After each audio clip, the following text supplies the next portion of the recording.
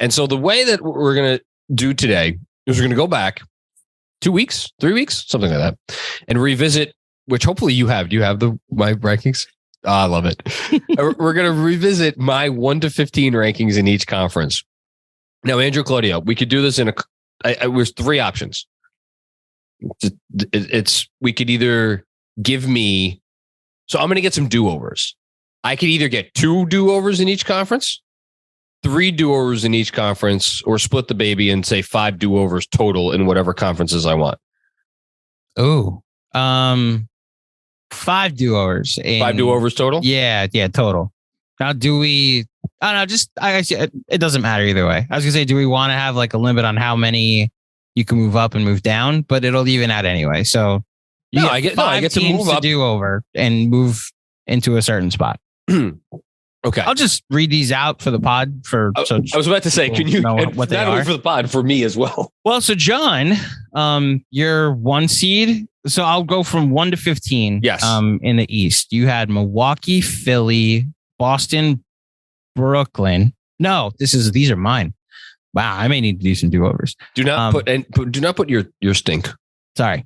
Milwaukee, Philly, Toronto, Boston, Miami, Brooklyn, Cleveland, Atlanta, the Knicks, Chicago. Those are your 10 in the playoffs and the play-in. Okay. Orlando, Washington, Detroit, Charlotte, Indiana. That's your Eastern Conference right there. Yeah. Your West, the Clippers, the Nuggets, the Warriors, Minnesota. Wait, hold on, Clipper. I had to take a deep breath after you said Clippers first. Clippers, Nuggets, yes. Denver, Golden State, Minnesota, Dallas, and then your 6th seed, the Los Angeles. I'm missing something. Clippers, Nuggets, the Warriors, Minnesota, yeah, Dallas. Oh, and then my 6th. You were gonna your 6th seed say my 6th seed. Got it. Is the Los Angeles Lakers, Memphis. Sorry, I have a cough. Phoenix, New Orleans, Portland. Those are your 10. Mm-hmm. And then Sacramento, Utah, Houston, OKC, San Antonio. Obviously, San Antonio should be your 3 seed now. Sacramento, Utah, OKC. Houston, OKC, San Antonio. Houston, OKC. Yes. Okay. And then last but not least, San Antonio. Got it. All right. Which should we go through first, East or the West? You get to pick either one, John. I'll start with the East. Okay. No, I mean, pick where you want to do your first do-over. Because I'm going to go through them 115 and we're going to go through. You're going to re-rank them all. Yeah. Okay, I gotcha. No, but the only things I get to re-rank are my 5 teams I get to either move up or down. I gotcha. Milwaukee's staying at 1. Okay. They are the last undefeated team in the league. Hopefully, by the time maybe some people listen to this, if they don't get to it until the weekend, maybe Milwaukee will no longer be an undefeated team. That would be lovely. I didn't even look. What's the line for tonight? I would guess it's like 8.5. 7.5. 7.5. I say that as somebody who might have taken it. 7.5. It's tasty. Let me double check it. Courtesy of our friends at WinBet, the official sports book of Blue Wire Podcasts. Yeah. Yeah. It's down to 6. I'm much more confident about my 7.5 that I got last night. Wow. Okay. Money line is plus 200 for the Knicks. Don't love the money line. Do you like? Yeah, I don't love the money line there either. Yeah. In Milwaukee. Okay, enough about that. Philly, the first temptation. Philly's 1-4. They have played arguably the 2 best teams in the East in Boston and Milwaukee. You could say 3 of the 4 best teams in the East because they also played Toronto. And then they played San Antonio and Indiana. I'm not going to use one of my moves on Philly. I'm going to keep Philly at number 2 because I think we might be. I just wonder, like, had they not sleptwalked through the first 3 quarters against San Antonio? We're talking about a 2-3 team versus 1-4 team.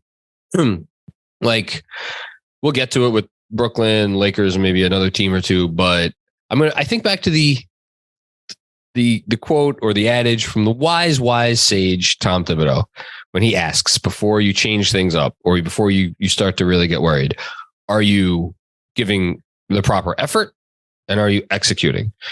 Right now, it does not seem like Philly is giving the proper effort, and it does not seem like they are executing. They have the talent. They certainly have the talent. Now, might a Doc Rivers need to get fired to get like a little fire under their booties? Maybe. Would I have them ranked 2 again, all things being equal? No, but I'm not going to use one of my 5 moves on them. So, yeah. Would you would? I would use one of my 5 moves on them, especially for the obvious. There's 3 other obvious ones. Just looking at your list that I would move. So we'll see. I think you should at least save those for them. Also, it's funny you bring up the Doc Rivers part of this. Like, man, this would actually be a really fun D'Antoni team. I know that it's different because Nash was the focal point to Amari, but if he could turn Harden and Embiid into Nash and Amari, and this is just like the mid 2000 Suns all over again, they're such a high scoring team. Cause here's where I'll do it. I was listening to Zach Lowe with Chris Herring, and they were pointing out how bad this team is in transition. If you just now give them an offensive coach that is much more focused on getting as many points as possible at his team, then that might actually be the fix that needs to be made. I don't want to take this too far, but because this is a whole podcast, this is what I'm about to bring up. But I think the Sixers and the Nets are the latest reminders that perhaps more, certainly as much, maybe more because of personalities than like ability or play style. Double star pairings, or in some cases triple star pairings, are a lot harder to pull off in the way that like we expect them to go, like in the way that the talent would seem to warrant than it appears. Because if you look at the ones that have worked and you look at the ones that haven't worked, or at least haven't worked nearly as well as we think they probably should have worked, like the first list is a lot shorter, I think, than the second one. Like Steph, Clay, Draymond,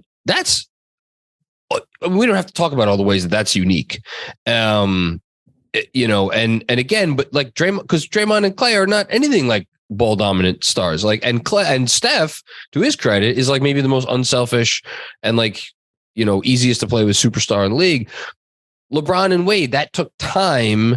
And it also took Dwayne Wade, who at the time was considered a top 5 player in the league, very, very clearly being like, it's all you now, man. It's all you. I'm Scotty. You are Michael.